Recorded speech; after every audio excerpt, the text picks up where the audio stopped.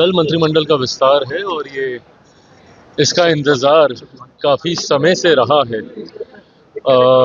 जब से नए मुख्यमंत्री जी के नेतृत्व में बिहार में सरकार बनी है, तब से सब ये जानना चाह रहे थे कि बिहार में मंत्रिमंडल पूरी तरीके से कब शपथ लेगा। ऐसे में कल और इस शपथ समारोह में संभवतः प्रधानमंत्री जी, गृह मंत्री जी, तमाम सहयोगी दल, हम लोग सब लोग उसमें शामिल रहेंगे। और कल के बाद से सही मायनों में मेरे प्रधानमंत्री नरेंद्र मोदी जी के सोच वाली सरकार, डबल इंजन की विकास को तीव्र गति से आगे लेकर जाने वाली सरकार, मुख्यमंत्री नीतीश कुमार जी के अनुभव वाली सरकार और युवा जोश वाली सरकार, मैं मानता हूं ये सरकार अगले 5 साल बिहार के लिए एक स्वर्णिम काल के तौर पर साबित होंगे, जहां केंद्र और राज्य एक सोच एक साथ आगे बढ़कर बिहार को अगले 5 सालों में विकास के अलग अलग वर्टिकल्स में आगे लेकर जाने का काम करेंगे। पश्चिम बंगाल चुनाव को लेकर क्या कहेंगे? ममता बनर्जी कह रही हैं कि इस्तीफा देने को लेकर वो देखिए, इस्तीफा दे नहीं दे उससे क्या फर्क पड़ता है। जब कोई सरकार बनती है तो वो एक निश्चित कार्यकाल के लिए बनती है। हम लोग भी जब बिहार में भी चुनाव होते हैं तो एक सीमा होती है कि आपको इस दिन से पहले आपको शपथ ले लेनी है या नई सरकार के गठन का प्रोसेस शुरू हो जाना चाहिए। ऐसे में मुझे नहीं पता, बट अगर मेरी जानकारी अगर सही है तो मुझे लगता है 7 मई के आसपास की वो तारीख है। उसके बाद मौजूदा विधानसभा स्वतः भंग हो जाती है। ऐसे में यकीनन ये परंपरा का हिस्सा रहा है कि नैतिकता के आधार पर मुख्यमंत्री इस्तीफा देने गवर्नर के पास जाते हैं। पर अगर आप देखें तो इसमें कोई संवैधानिक बाध्यताएं नहीं हैं।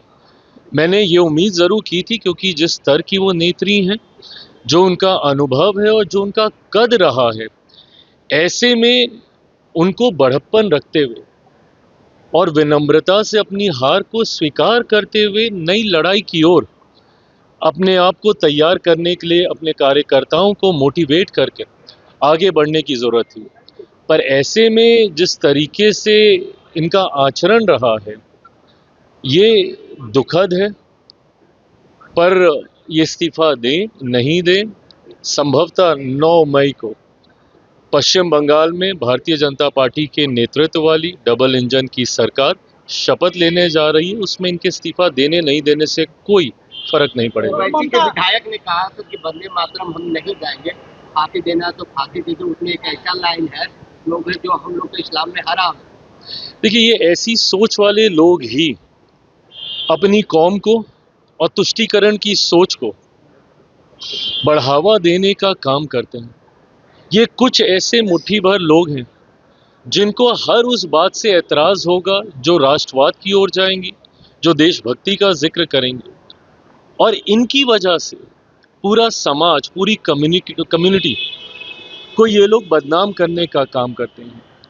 आज जब देश ने सर्वसहमति से एक कानून पारित किया है, ये कोई निर्देश, अध्यादेश, कोई निर्देश या नोटिफिकेशन नहीं है, कानून के तौर पर, और इसका पालन नहीं करने पर सजा के भी प्रावधानों को इसमें दिया गया है।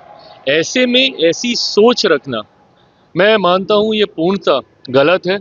बट यही राजनीति, जिस पार्टी के वो सदस्य हैं, वो पार्टी, उस पार्टी के नेता इसी तरीके की बंटवारे की राजनीति को, अलगाववाद की सोच को बढ़ावा देने का काम करती रही है और उसी सोच को ये पुनः प्रदर्शित करने का काम कर रहा है। ममता बनर्जी ने कहा कि पूरा इंडिया गठबंधन को हम लोग इकट्ठा कर चुके हैं, राहुल गांधी को बुलाया है, खड़गे जी आएंगे, तेजस्वी जी आएंगे, सारे नेता आएंगे। अखिलेश यादव ने तो यहाँ तक कह दिया था कि दीदी कब आना है। अरे प्रभु, इन लोगों ने एक दूसरे को ही मार खाया है और अब ये एक दूसरे के साथ आने की बात कर रहे हैं। बंगाल में किसके खिलाफ गए थे राहुल जी भाषण देने? किनको गुंडों की पार्टी कहकर आए थे? ममता बनर्जी जी की पार्टी को ही ना। केरलम में इन्होंने किसको हराने का काम किया, किसको सत्ता से हटाने का काम किया? लेफ्ट की पार्टी को ना। और ये सब किसका हिस्सा है? इंडिया अलायंस का ही हिस्सा है ना। तो चुनाव आएगा तो एक दूसरे के सर पर चढ़कर उनको मारने का काम करेंगे, और चुनाव जब हार जाएंगे तो इंडिया अलायंस को एकजुट करने का काम करेंगे। लोकसभा से पहले इसी तरीके का मंच सजाते थे, पर जब चुनाव की बारी आई तो एक दूसरे को हराने के लिए खड़े हो गए। आज तमिलनाडु में क्या हो रहा है, डीएमके जो हर विपरीत परिस्थिति में कांग्रेस के साथ खड़ी रही, जिन्होंने राहुल जी को प्रधानमंत्री बनाने तक की दावेदारी, जब इंडिया अलायंस में जब विवाद शुरू हुआ, जब केजरीवाल जी ममता जी का नाम ले रहे थे, तो डीएमके इनका नेतृत्व स्वीकार कर रही थी, राहुल गांधी जी का।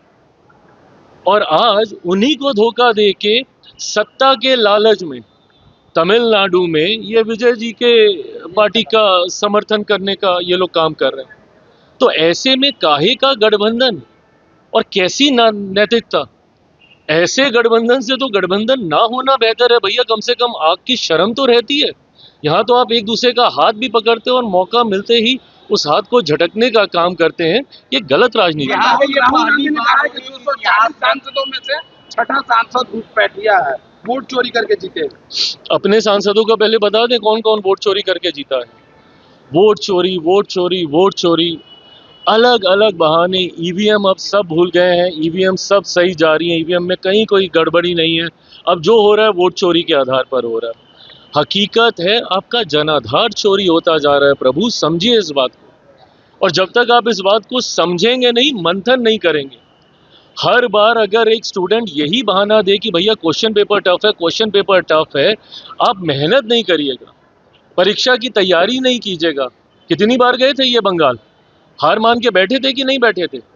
आज की तारीख में कुछ बोल लीजिए, पर कांग्रेस का हर एक कार्यकर्ता नेता ईमानदारी से दिल पे हाथ रखकर बोले कि क्या भाजपा के लोग मेहनत नहीं करते? आप शिखर से देख लीजिए, शीर्ष पे प्रधानमंत्री कितनी मेहनत करते हैं, गृह मंत्री कितनी मेहनत करते हैं, और यकीन मानिए हर वो राजनीतिक दल जो मेहनत करेगा वो सफलता हासिल करेगा। क्या मेरी पार्टी को समाप्त नहीं कर दिया गया था? मेरी पार्टी आज से 4 साल पहले पार्टी का नाम, सिंबल सब खत्म कर दिया गया था। क्या मेरे पार्टी के कार्यकर्ताओं ने, नेताओं ने 4 साल तक दिन रात मेहनत की कि नहीं की? आज अगर कल मंत्रिमंडल में मेरे विधायक शपथ लेंगे, उसका आधार ही मेहनत रहा है। नहीं मेहनत करते पार्टी समाप्त थी। पर ईमानदारी से पूछे कितनी मेहनत करते हैं ये? जब सदन चलता है हाउस में नहीं रहते, नेता प्रतिपक्ष की भूमिका में है। इससे पूर्व में भी हम लोगों ने नेता प्रतिपक्ष देखे हैं। खड़गे साहब लोकसभा में भी थे, आज भी राज्यसभा में, और मैं दिल से उनका सम्मान करता हूं। इस उम्र में भी दिन रात वो सदन में बैठे रहते हैं। असम से ही थे इनके पिछले नेता प्रतिपक्ष, पूरा समय वो सदन में देते थे।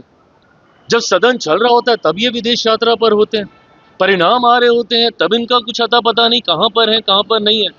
और फिर आप बोलिएगा कि भैया वोट चोरी हो गया, और फिर आप दूसरी चीजों को दोष दीजिएगा। हकीकत है मेहनत आपसे होती नहीं है, कार्यकर्ताओं में आपकी एकजुटता है नहीं, और ये तमाम कारण हैं आपके इस प्रदर्शन के, इन परिणामों के। और जब तक आप आत्ममंथन नहीं कीजिएगा, बहाने तलाशिएगा, यही परिणाम आते हैं। जो परिणाम है उसको ममता कर रहे हैं को लेकर चर्चाएं तेज है, मंत्री बनने को लेकर।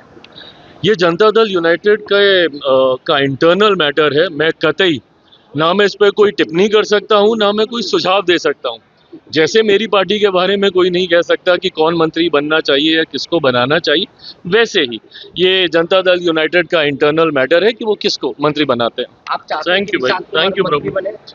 आपके राज्य की खबरें, आपके शहर की खबरें सबसे पहले जानने के लिए देखते रहें अमर उजाला। चैनल को सब्सक्राइब जरूर कर लें और पाएं हर अपडेट।